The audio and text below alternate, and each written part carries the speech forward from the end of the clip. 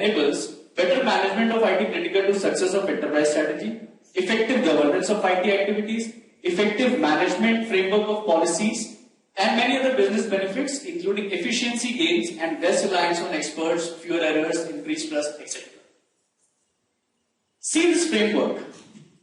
I'm just taking an example which talks about COVID 4.1 and ITIL V3 being implemented in an organization. COVID 4.1 talks about planning and organizing, acquiring and implementing, delivering and support and monitoring and evaluating in close conjunction what the services which you are supposed to be delivering to your customers. ITIL V3 talks about the framework which actually focuses upon the complete life cycle of the IT services. Both of these frameworks, if they are implemented in coherence, what is the need of any kind of standardization to be there into the place?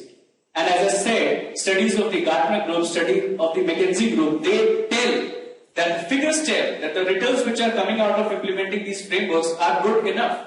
You say that standardization are supposed to give you a goal, and after giving a goal, you are goal for next 2 years. You don't know where is the goal. You come back with a goal and said, sir, what was the goal? And I said the goal was to make sure that the IT services are being running. And let me tell you, ladies and gentlemen, it does not happen in every audit that the people of the organization which is being audited are being screwed for that. They are being certified not because they completed the documentation 1 month back, but because they followed the complete framework which is ideological in its place. If I take ITIL V3 in place, it talks about defining the service strategy, then focusing upon the design, transitioning operation, and then continual service improvement. If that framework is there, integrated with COVID 4.1 into the place, the governance model is also there, what is the need of investing for standardization? It is just bringing in too many frameworks and, yesterday somebody, in fact Ashish, you only told that I'm just grabbing up this PMPBOK book for 400 pages. There is no need for so many documentations and so many presentations to be there in the place when we are having good frameworks in the market and they are giving optimum results out of it. I agree, to an extent I agree that the cost of implementation is high, but why are not we focusing upon the kind of results which we are getting? We cannot completely deny the fact that the results which we are getting out of those implementations are fantastic. We cannot say that since we do not have a standardization process in place or standardization mechanism in place, my processes will not work effectively. No.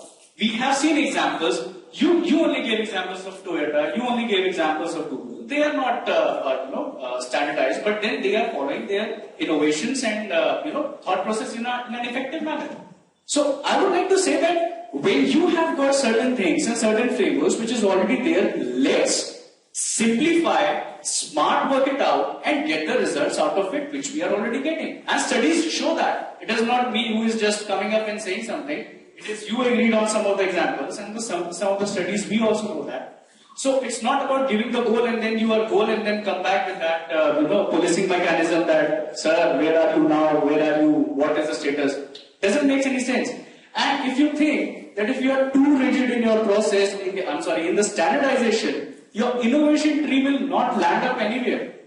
Unless I give you a flexibility of motivating that framework to best utilize the outcome of that framework for your company's result or the organization's revenue benefits, what is the use of having a standardization in place? I worked full 1 year to ensure that my processes were followed, my total cost of ownership was taken care of, my return on investments was done. And one fine day an auditor came up and said that you have not followed this, so all you have done is a crap. Sir, I have been using and producing fantastic results out of it. If I am not given the leverage of customizing my processes, my framework, obviously there is an integrity which needs to be maintained of those frameworks. How will I ensure that the actual results which I need to come, take it out of my organization or for my organizations are there into the place? And standards will not play a role into that. It is just additional set of thought processes which can again confuse employees, which can easily be done by implementation of some of the frameworks in coherence together. Thank you. First of all, and I have a list of points which you have raised against my points, and I would like to counter all of them one by one. First of all, questions are being raised about the relevance of this study amongst many studies. You're questioning my database argument with your judgment. I'll respect your judgment. Perhaps you're right. But show me the data first. Next comes, you said you're going to give me examples which show frameworks are far more effective than standards. I saw a picture of COVID and IDL. I'm very familiar with them. I didn't see the examples. I saw a lot of slides being read out, but I didn't see the examples. You said that frameworks are essential, and I agree. I never disagreed with that. I say the money for implementing that framework comes only when you have a standard in place. So even the genesis of having that point in place is a standard. People argue that frameworks are essential for implementing a standard, but the reason you need a framework is because the standard has to be implemented for a business reason. Then you gave me a point that why the Toyotas of the world or the Googles of the world don't have standards. It's because they don't need them. I always said in this point over here that standards are meant to be a business investment. And I also gave you an idea here that Microsoft, when it wants to go out for business, actually implements standards. Next thing I was actually confused about it, that there are very few figures that I saw over here, but most of them are judgment-based arguments. But there was one particular phrase which I latched onto, and I wanted you to explain what is meant by that. What do you mean by motivating a framework? You used this point a little while ago that you need to motivate a framework. I was completely confused. What does that mean? There were a lot of big words used, but I didn't see any data to support it. I want to see some data to support the fact or counter my argument that unless you have standards in place, you don't get business, you don't have a process framework in place, you don't have a process framework, you don't have an argument. Ashish, the data which you are asking for, you have already provided that data just 2 minutes back. I haven't. Yes, you have. Where you have? I'll give you. You quoted this in your examples. You yourself quoted the example of Toyota. You yourself quoted the example of Google, contradicting your own thought process. They are not adopting standardization because they don't need them. Ladies and at least I quoted some examples. Let me complete. And second point, when you say motivating, I said motivating, but at the same point of time, I don't know what you heard, but I said I mean customizing. I mentioned that at that very point of time. Number one, what is motivating? Hold on. Let me complete. So, this is one thing. You yourself are giving examples. This debate or this discussion can land for 2 days. If I would have known that, I would have given you 10,000 examples. But I knew that the person who is going to speak in front of me will himself give the examples, and that's what you did for me.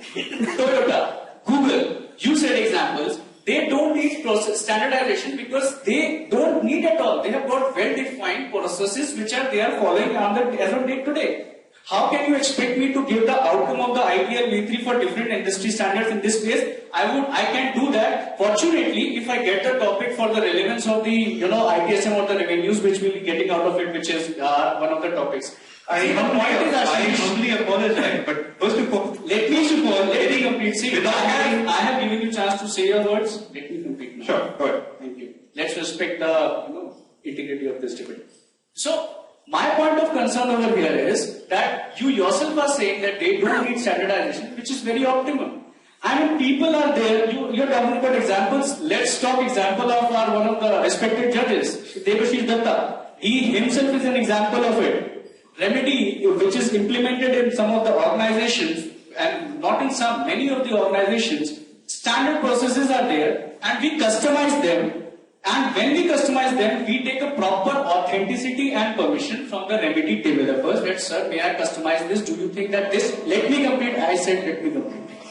Let me complete what I am saying. So, I can do the customization. Can I do that? Will that not integrally hit your convenience or your thought processes behind it, or some workflows will get impacted? When they give us the permission, then only we do that. So, when I say motivating, that may be a misprint of that. I didn't mean to say that. My only point was doing the customization to ensure that processes which are implemented out of those frameworks are getting the results. And we have them as on date today.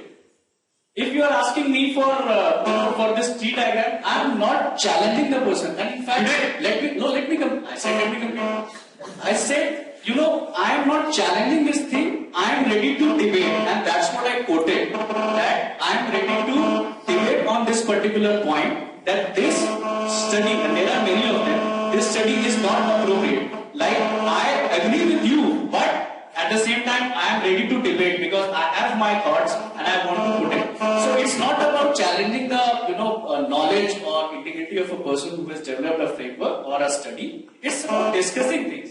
And this platform is not about questioning somebody's integrity. It's about discussing things and getting a good result out of it. Definitely, and I agree with you. Conclusion, whether standards are actually into the place, or we need processes and they are good enough to have the organizations come up with. Thanks. Go ahead, Ashish. Can I speak? Yeah, please go ahead. There are 3 points that I want to make, and possibly after that, I think I'm done with my arguments. I don't think I have anything new to say here. First of all, the basis of a debate are facts. Unless you give me an example or a data to support your argument, it will be a judgment-based argument, and the very template provided to us as a part of this debate itself was research, fact, and figures. So, first of all, I don't understand why you missed out. I'm sure you have good examples. Somehow I'm not able to see them today. The second point was, what is the topic of the debate? The topic is not whether framework is important or whether standards are important. The topic is what is important more. I have not even questioned ITI. I have not even questioned COVID. I understand that these are important. I myself a process guy.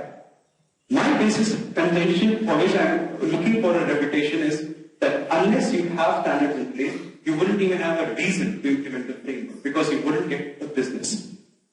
Third point, the whole point of having a debate on judgments and opinions of me and you, we can agree on a lot of things, we can disagree on a lot of things.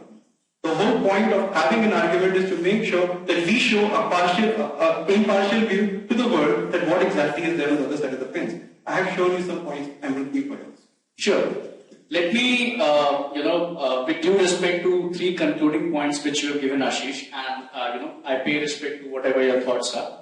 At the same point of time, let me clarify a couple of things here. I'm not challenging any study. I'm just putting my thoughts over it. Number 2. You mentioned data, facts and figures, which was the template in the PPT. I believe that template was to ensure that we focus upon those areas. It doesn't mean that I have to personally write those things and get them in front of you. If that can be given as an outcome of the discussion which we are having, and that is what the objective of the debate is. You come up, you discuss, you point out the things, and you take up the points and leverage upon that. And that's what we have been doing. So there is no point of specifically mention that how good you are in Googling or I am in Googling, or how many conferences you have attended and how many I have, and write down those points. It's about getting the facts and figures, which I gave you some of the examples from your thought process itself. You said in the starting, in the first half, that standardization are in the good intention when we were on a different shoes. Standardization are in a good intentions, but processes are more effective in getting the things done, and there is no doubt about it. I said no standardization. If you agree on a good intention, let's follow that in the right spirit. So that's what my point was. So giving complete respect to all the 3 concluding points which you have given, I believe both of us agree that both standards and the processes or the frameworks are equally important to ensure that yes, the organizations should run in a very disciplined and organized manner to give the actual returns on the investments which they have. Before we hit the common ground and agree on a consensus, which we will, I just wanted to thank you that you were so impressed by my points when I was speaking in this